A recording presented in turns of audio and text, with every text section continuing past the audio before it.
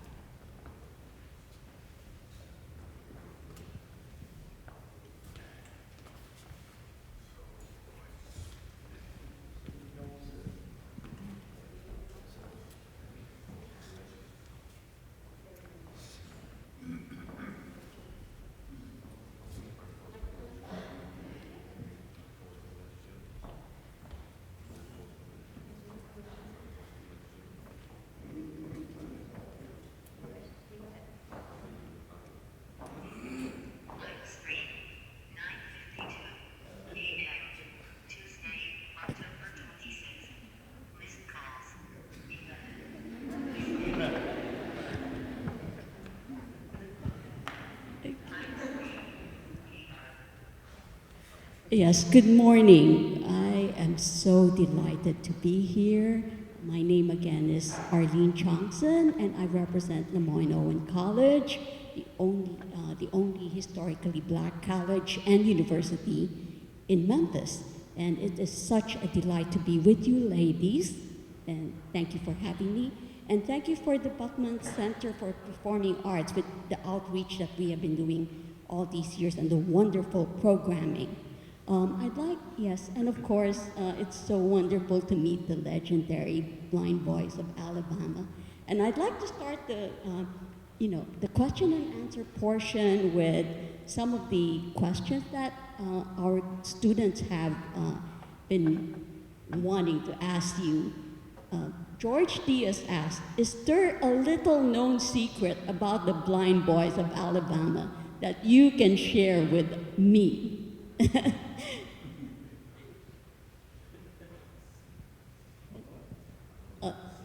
A little known secret that you have not diverged before, that you can share with the students. That's an interesting question. No secret.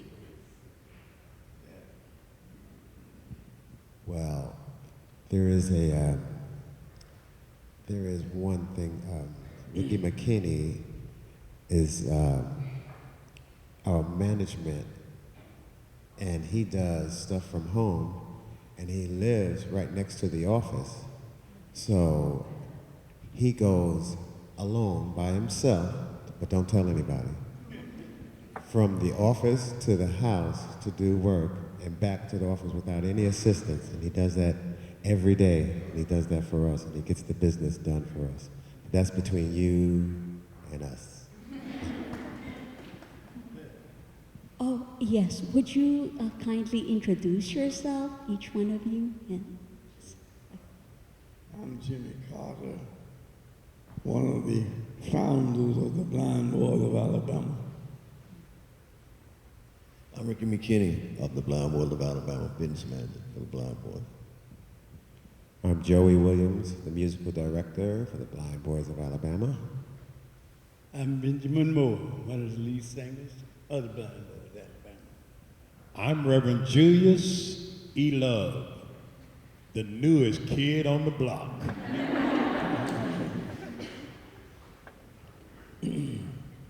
Okay. Tierney Kuykendall asked, in the interview that they have watched the video, Mr. Carter speaks about the feeling of some of the toughest times as a child. How do you think music and Christianity form a brighter vision for your yet future endeavors? We know how, you have so many years to accomplish and things to do still. So how did the group help mend uncertainty to get through difficult times?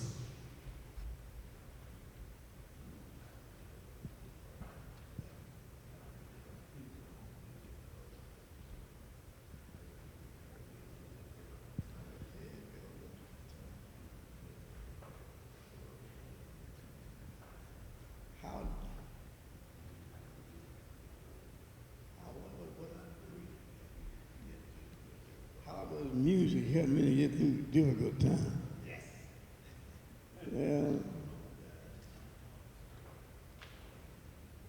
Well,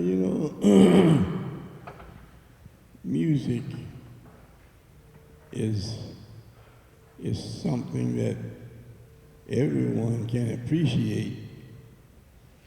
It doesn't matter what situation you're in. As far as I'm concerned, if I can just hear a song, that is a song for every situation in life that you're in.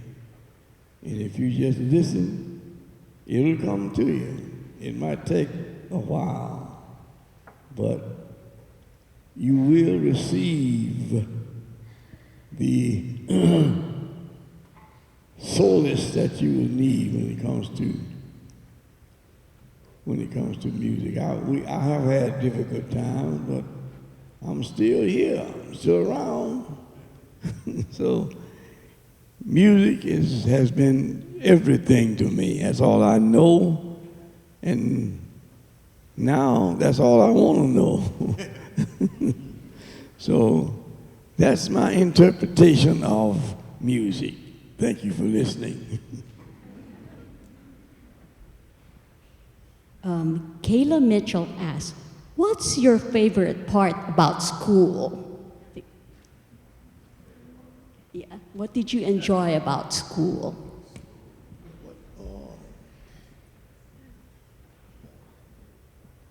I think that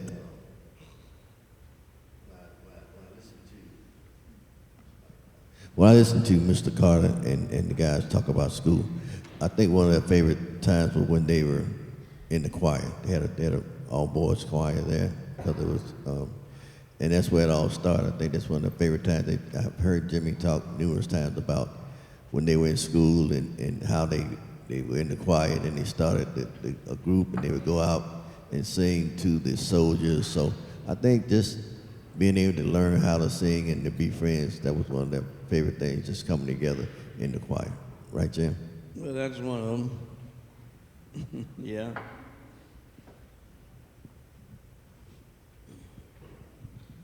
would the other gentleman care to give some response? Well, I got my musical start in school as well. I took music. I didn't know it was taking me to the gospel realm. I travel around the world, but I started playing violin in school, and which had nothing to do, and I never played violin on a show ever, and for any services or anything, but we had gospel growing up in our house. Everybody had gospel music, at home, so that's where I learned mine, but having the school to learn more about music, that helped hone my skills and made me ready for my gospel career. That's where most of my knowledge comes from at home. My mother and father was the group, and when me and my sister got old enough, they pulled us in. So my musical knowledge came from my mother, and my singing ability came from my father. He was one of the Echoes of Zion, one of the old groups. So we would sit in at the house. If he sung, I had to sing. So that's where most of my musical knowledge comes from. I'm also a guitar player. I learned that from my father, so it moved me ahead a little bit. So it's a little bit at a time till I got to where I am now. And thank the Lord for that. Right, y'all been playing together and touring together for a very long time.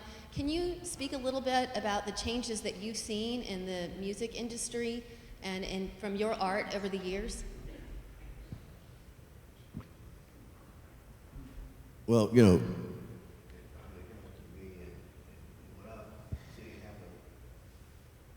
came here with primarily just we had two guitar players, bass player, and drummer. I was the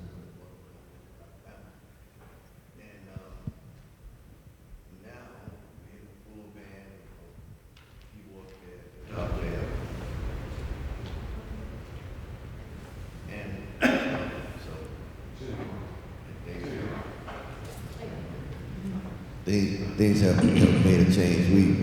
When I first came to the Blind Boys, we were writing all our own songs. Now we are collaborating with other artists, and things have changed. Whereas we started out, we didn't have a management company. We had a manager, and he did everything. He was the group leader. He was the manager. He did a whole lot of things with other sighted guys that were helping the Blind Boys, but we didn't have a tour manager. We had people we all worked together as one. Back then, we didn't necessarily need a tour manager because everybody was just one big family, which is different from a lot of things today. But the main thing is the Blind Boys are still here, and we're doing what we're doing, but it's as time changes, it's good to know how to change the times. Yeah, just to comment on what he said, when the group started out, they didn't have nothing but an old hollow box guitar. That's all they had. Well, like as he said, when times changed, now you got bass guitar, lead guitar, drum, like he said, a whole band. But back then, it just was an old hollow, you couldn't even hook up to it. It wasn't even electric. It was just an old hollow box guitar. We had to get around when they called the group out on stage, everybody gathered around one mic. Singers made their own music back then. And it was really they made their own music. We didn't have back in the day. Back then, you had to drive wherever you went. Now we fly everywhere we go. So it has been a change, but as he said, the Blind Boys have been around a long time. But the good news is we're still here. So many changes in the music and the style of music, but then there's also the technology. We used to have records back then. You just put it on the record player and play it. Then it went to like 8 tracks and then cassettes. And some of you looking at me and going, what is that? So there were cassette tapes, and then there were albums and records that you play. Now you don't even have a CD anymore. They stopped selling CDs, and that was the new thing to us when they had CDs come out. It was like, oh my God, there's these discs that you can put in. Now that's a thing of the past. Now you don't even have CDs anymore. So now we're trying to figure out, you know, how to tell the audience where to buy our music now online. So the changes, there was a lot of changes. All right, we have time for one more question. 2 more questions. Okay, but I'm going to ask one. So I'm married to a musician, so I know that what you play is not often necessary what you necessarily like. So I want all of you to tell me, what is your favorite song to sing? And it doesn't have to be one that y'all perform on a regular basis. What's your favorite song? Well, my favorite song is Amazing Grace.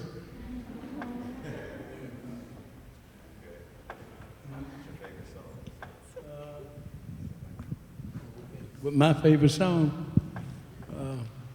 Going to Meet Jesus. Going to Meet Jesus. Currently my favorite song that we do is Spirit in the Sky. I like the way it moves. I like the message, but Spirit in the Sky. My favorite song is Look Where It Brought Me From. When I think about the Blind Boys of Alabama, and when I met them when I was real young, and then I was able to be a part of this organization, and most of the great things that they've done, most of the accolades they've been there, I was there to be a part of it. But Gospel Colonels, I had opportunity to be in the Gospel Colonels with the Blind Boys of Alabama, and the Lifetime Achievement Award. That was a great thing for a black blind gospel group. And not forget about the Grammys and all the other things, but I just look back over my life and I just say to myself, look where he brought me from. Well, I have to go along with Amazing Grace because, if it had it not been for God's amazing grace, Blind Boy wouldn't be here. So that's my favorite song. That's the Blind Boy's signature song. That was our first Grammy.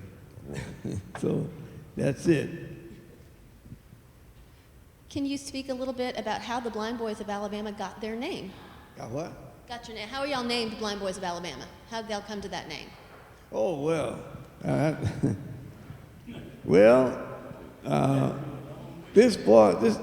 was a guy in Newark, New Jersey. He was a big promoter there. He promoted gospel music. His name was Ronnie Williams, and he had seen the Blind Boys of Alabama, but there was another blind group out of Mississippi at the same time. What was the name of both of the groups? Huh? What was the name of both of the groups? The group from Alabama at that time, before they became the Blind Boys of Alabama, was the Happy Land Jubilee Singers. And the group out of Mississippi was the Jackson Harmoniers, because they went to school in Piney Woods, Mississippi, about 20 miles on the other side of Jackson. So this man said, I'm gonna have a battle of music between the Blind Boys of Alabama and the Blind Boys of Mississippi. And the name stuck so good to both groups, kept the name. The Blind Boys of Mississippi kept theirs, the Blind Boys of Alabama kept theirs. That's how the Blind Boys of Alabama got started. Before I ask the last question, I would just like to read a few of the comments of the college student and to show you how much impact you have had to the younger generation. We would One like of to hear them, it. yes, one of them said they are all special and blessed, and also everything they do was really impressive, and it really made people, meaning them, want to make it further in the future. Many have proclaimed music to become their spiritual fortitude, as the members of the Blind Boys of Alabama allowed the gospel to pour from their souls. Others used other genres of music to gain fame. The group remained loyal to their roots. Another said, we should learn more about pioneers like this group in classes or churches, as it would inspire more to become of us to become more. And they wave an innovative approach to gospel music, becoming inspirational amongst the younger generation. So thank you again. My last question is, do you have any advice words of wisdom for the younger aspiring gospel singers? Well, you know, when you think about Boys of Alabama,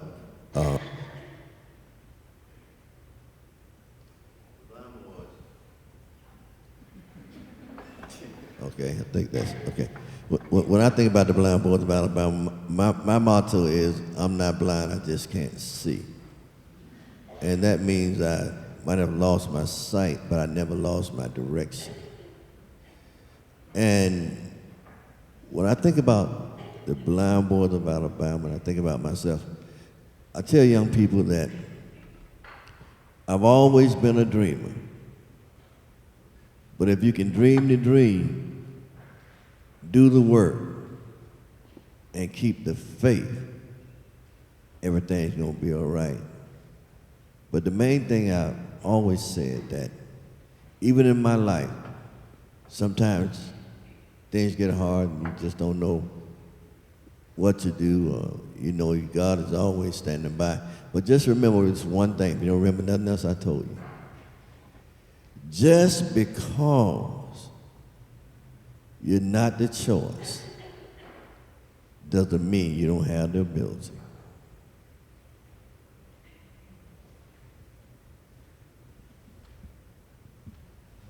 And for the musicians, if you're a guitarist, or if you're a keyboard player, or if you're a singer, try to do that as often as you can and for as many people as you can.